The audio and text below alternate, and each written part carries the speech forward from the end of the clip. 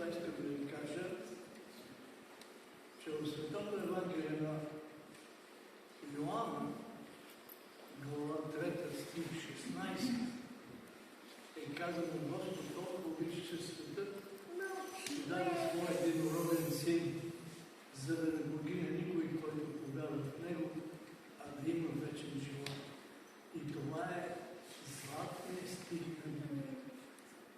А молитвата Отче наш е написана в глава 6, стих от 9 до 13 от Римски Корсаков. Така, Отче наш. Станете това да кажа.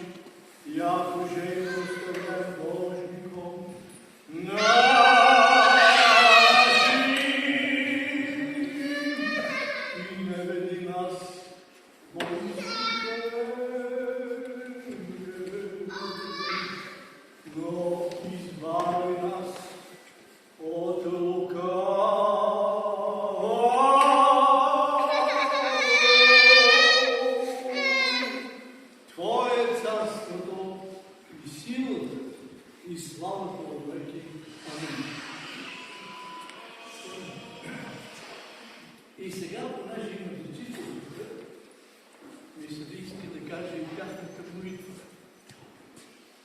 Дял Господи, прости ми. Моля ти се от душа. Научи ме да греша.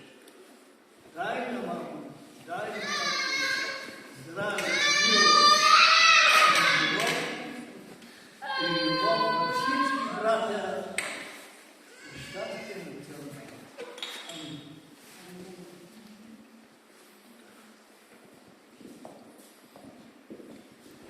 Добър вечер, уважаеми госпожи и господа. Добре дошли на нашия предколеден концерт, в който ще празнуваме раждането на Спасителя и ще се насладим на коледни песни и стихотворения. Нека този празник да напълни сърцата ни с мир, любов и надежда. Колко Бог се е смирил, слязал е от висините, плът човешка се родил, да го види с очите. Песен ангелска оглася Витлеемското небе, а овчарите поднасят дар на този Бог, дете.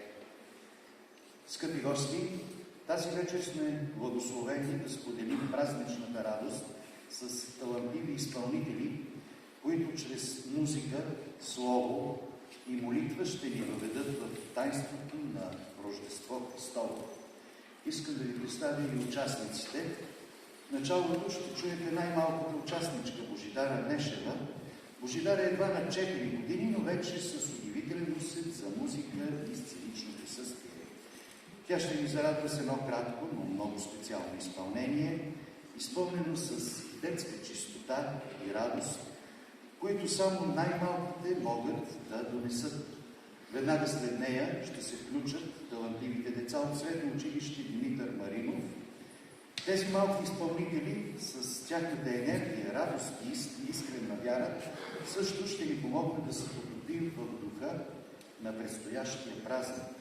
Чрез тях ще чуем и почувстваме чистотата на детските сърца, които със своите изпълнения ни напомнят за надеждата и любовта, които носи Рождество Христово. И предколедният концерт ще завърши Златан Маринов, който с своите благоговейни изпълнения ще ни въведе в духовната атмосфера на предстоящия празник. Приятни минути! Thank you.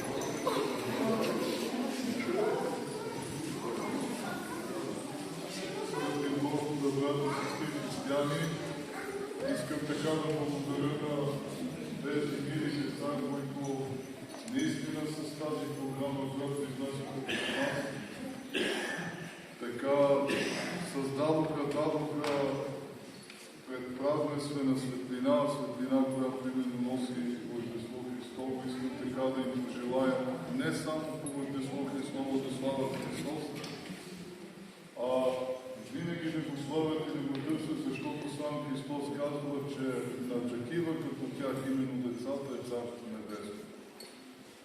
Разбира се, това се отнася и за нас възрастните, не да се сещаме за Христос само по време на Неговото раждане или по време на Неговото възкресение, което всяка година отбелязваме, а винаги да търсим да славим Христос. Защото Той на друго място казва в Неговото Евангелие, когато търсим Неговото царство, всичко ще му се предаде. Благодаря на църковните настоятели, на госпожа Виолета Захариева, която така се погрижи и организира този концерт, на другите организатори, които така са се постарали да подготвят децата с тези хубави наши национални стихове. Благодаря на читалището с лицето на Румен, който така представя тази вечершната програма, и да благодаря на вас, които отделихте от времето си да почетем идващото Христово Рождество. Нека Христос се роди, нека да го славим, нека да го възпяваме, нека Той да се роди мислично в нашите сърца, в нашите души и да му несе радост както на нас, така и на целия християнски свят, който очаква Неговото Рождество. Честит празник, скъпи Господа, брати и сестри, и мир.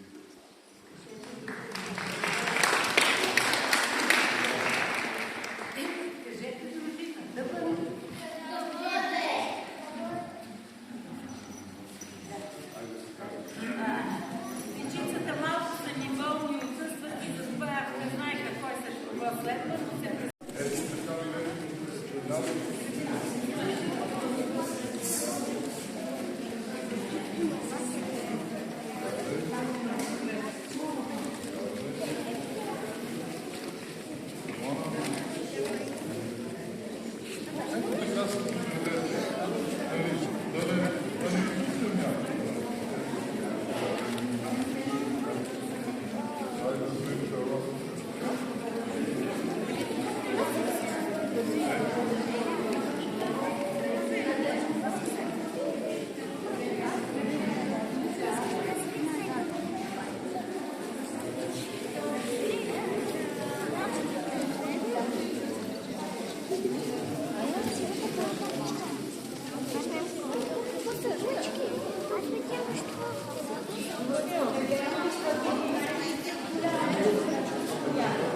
Има ли деценца за секунда?